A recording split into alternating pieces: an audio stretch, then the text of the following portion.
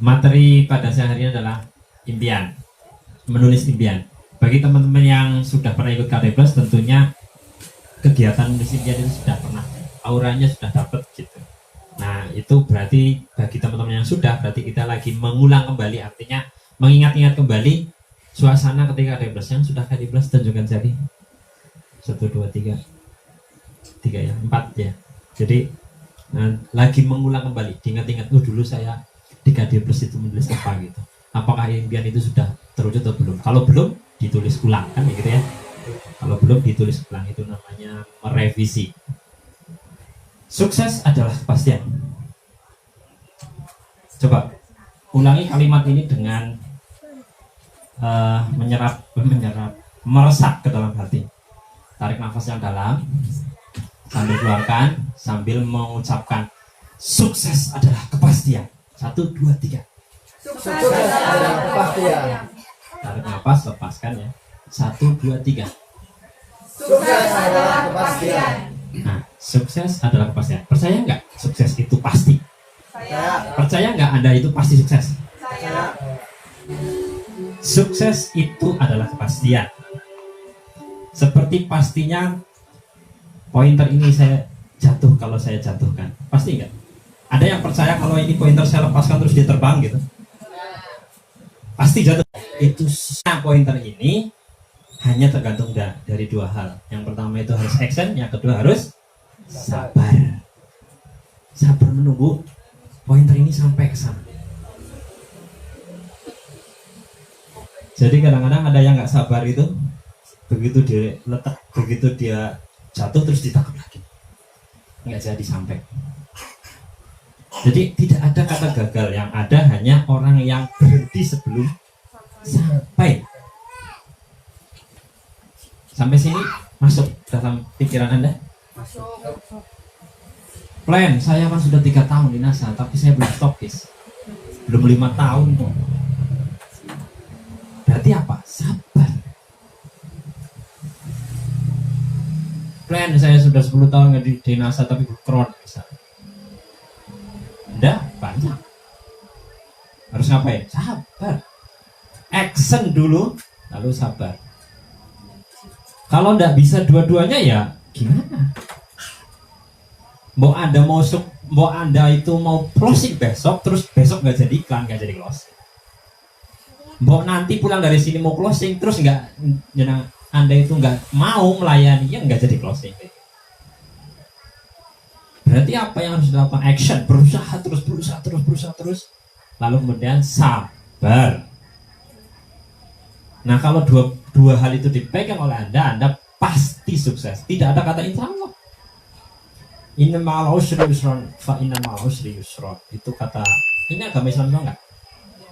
Artinya apa?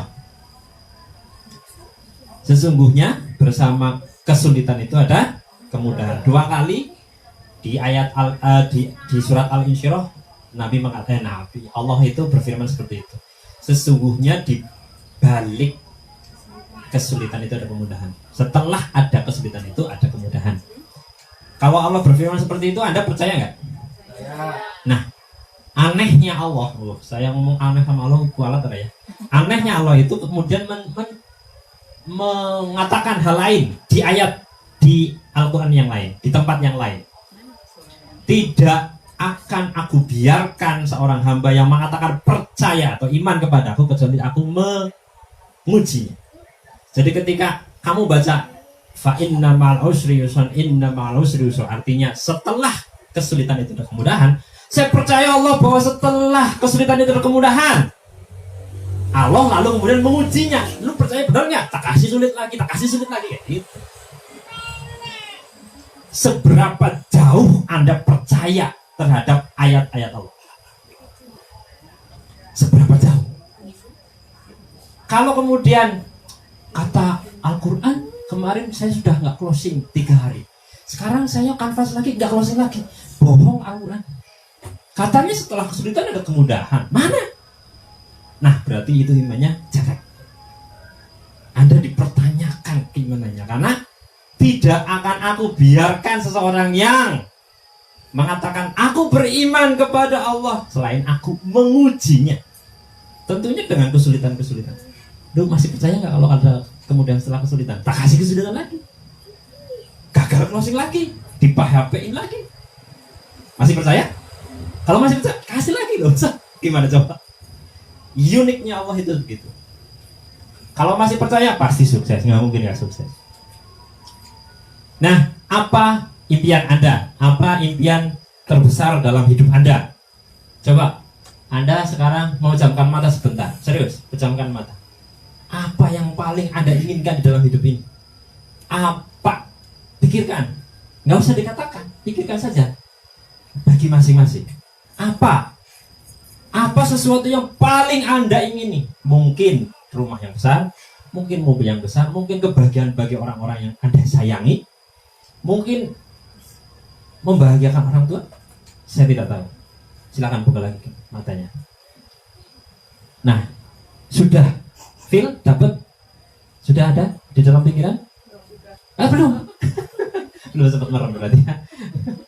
Nah, mari saya coba bantu.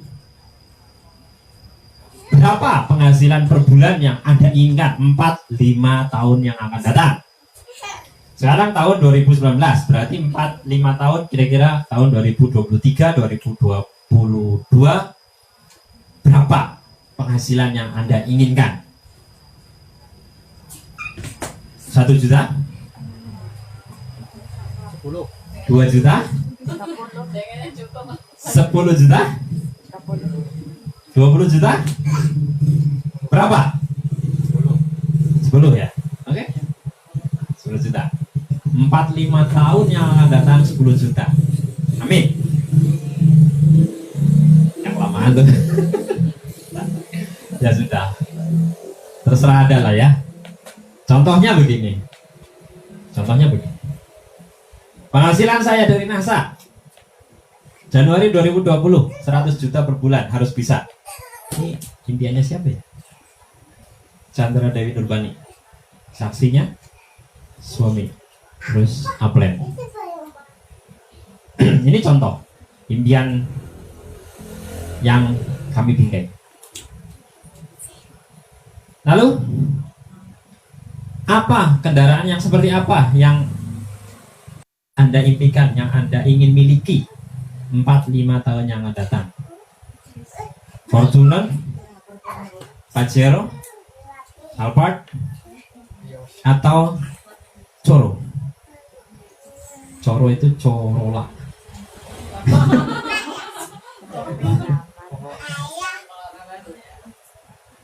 Ini saya mencontohkan Fortuner, kira-kira 500 sampai 600 juta harganya. 4-5 tahun yang datang. Warnanya apa? Suara klaksonnya seperti apa? Pim-pim apa entong-tong? Apa dump truck? Atau apa? Rumah seperti apa yang Anda inginkan di masa yang datang? Rumah yang ada kolam renangnya seperti ini, ada gazebo-nya, atau rumah lantai berapa lantai? 2 lantai. Mau bareng jadi satu stokis, apa stokisnya harus dipisah? Rumah sendiri, stokis sendiri. Atau yang seperti apa? Parkirannya luas apa yang sempit? Di kota apa di desa? Rumah seperti ini ya kira-kira 2-3 miliar lah ya kalau di kota. Kalau di desa mungkin lebih murah. Negara mana yang ingin Anda kunjungi 2-3 tahun yang akan datang? Mungkin saya ingin pergi haji, saya pengen jalan-jalan ke Paris misalnya. Ini Paris. Ada yang pengen ke Australia. Australia itu kata ayah saya yang pernah ke sana, almarhum ayah saya itu pernah di sana. Jadi saya nggak lebih gaul daripada ayah saya. Ayah saya almarhum itu pernah di sana hidup 1 bulan kira-kira di Australia itu. Katanya tidak ada air yang butak di sana. Air di sana itu jernih semua. Terus setiap RT, setiap RW itu punya taman. tamannya itu menyediakan dapur gratis, dapur umum yang gratis. Tersedia alat masak yang bisa dipakai, terserah. Yang penting gantian, barbecue apa gitu ya, pesta kebun di situ. Kayak gitulah kira-kira. Pengen nggak sana ya kira-kira ya? Australia. Saya dulu mau nyusul, mau ke sana tapi nggak jadi, gagal. Lalu apa hal terindah yang ingin Anda beri untuk kebahagiaan keluarga?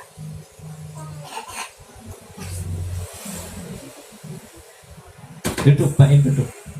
Silo. Nanti silo, duduk. Ya. Anaknya pengen disekolahkan di mana? Emaknya, bapaknya mau dikasih apa? Kan jangan kita terus yang minta. Sudah dari kecil kita itu dikasih sama orang tua, masa nggak mau ngasih? Itu udah gede gitu ya. Jadi ya itu, apa yang harus kita kasih ke mereka? Dibangunkan rumahnya misalnya, atau dipergikan haji, dibayari pergi haji atau umroh, atau apa? Pengennya mereka apa? Orang tua saya sederhana sekali, maunya soto Sokaraja. Oke, sudah cukup katanya. Lalu apa yang hal terbaik yang ingin Anda beri kepada keluarga ini? Tadi orang tua, ini anak-anak ya. Nah, inilah kekuatan impian, teman-teman. Jadi impian itu punya kekuatan. Kita akan bahas ini. Pencapaian besar berawal dari impian. Anda tahu kapal terbang? Pesawat? Ada yang pernah naik pesawat? Katro kabeh. Mbak ini pernah naik pesawat? Hah? Ke Kalimantan, pernah merasakan? Kayak apa pesawat rasanya? Ya sebaik. Pesawat itu diciptakan oleh Wilbur bersaudara. Dulu nggak ada pesawat. Kenapa kok bisa ada pesawat? Kenapa? Karena Wilbur itu bermimpi. Dia punya impian bahwa manusia itu bisa terbang di angkasa. Ketika dia menyatakan impiannya kepada kakeknya tertawa terbahak-bahak. Orang yang pertama kali menertawakan impian Wilbur itu adalah kakeknya sendiri. Gak mungkin nak, gak mungkin Pak Im ya, gak mungkin bisa manusia kok bisa terbang. Kamu ngalamun. Kamu berhayalah saja gitu. Dia bilangnya kayak gitu kan. Akhirnya si Wilbur bersaudara itu membuktikan bahwa impiannya bisa ciptakan pesawat terbang. Kenapa kok tercipta pesawat terbang? Sekarang teman-teman hampir semuanya punya handphone, smartphone. Tidak ada kabelnya, jauh sampai ke Amerika pun bisa dengar suaranya. Kenapa? Kalau tidak ada orang yang punya impian menciptakan telepon, tidak mungkin teman-teman bisa berkomunikasi dari sini ke Amerika. Jauh banget, bro. Gimana caranya? Jangan kan ke Amerika. Dari sini ke rumahnya siapa yang jauh dari sini? Mbak Sulanti misalnya. Saya nggak mungkin Mbak Sulanti. Ini datang ke nggak dengar, nggak mungkin kan? Nggak mungkin dengar. Tapi kenapa ada? Itu ada impian. Kalau nggak ada impian nggak mungkin teman-teman. Sekarang kita bisa menikmati indahnya malam hari dengan cahaya lampu. Dulu nggak ada listrik. Lalu tiba-tiba ada orang gila namanya Thomas Alva Edison. Orang gila, orang mengatakan orang gila. Kamu kok punya impian mau menangkap halilintar untuk dijadikan penerangan di bumi itu? Bagaimana? Kamu sitting. Kan orang semua bilang begitu. Dia punya impian menangkap halilintar itu, terus dimasukkan kolam, terus nyala gitu kemana-mana gitu. Kan impiannya itu. Sampai dia percobaannya itu bikin layang-layang, layangannya diterbangkan pada saat hujan. Aneh kan? Gila kan? Orang semua ketawa. Jadi kalau sekarang Anda bikin impian terus diketawain dari dulu, gak usah kalian, gak usah teman-teman. Dulu semua orang besar itu ditertawakan ketika punya impian.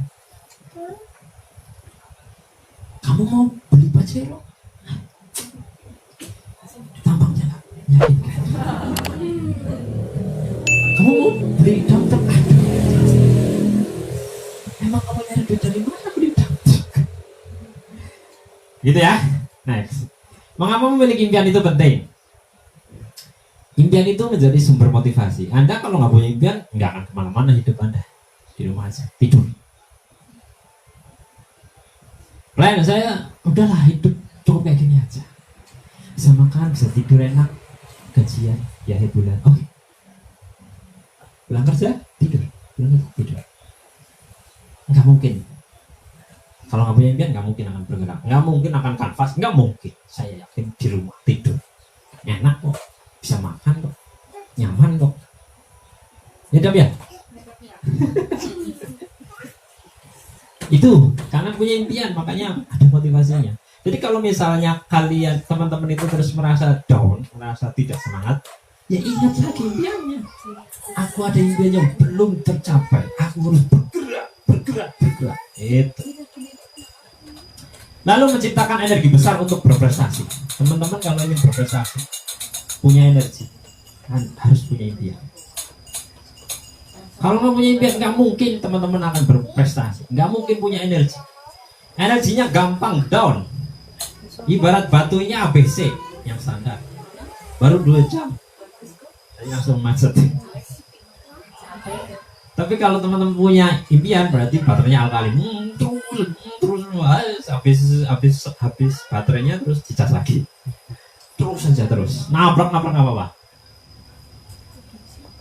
menjadikan manusia hidup lebih mudah, ya kan? Kalau Anda nggak punya impian, kalau Thomas Alva Edison nggak punya impian listrik, kita nggak akan mungkin sejahtera karena listrik.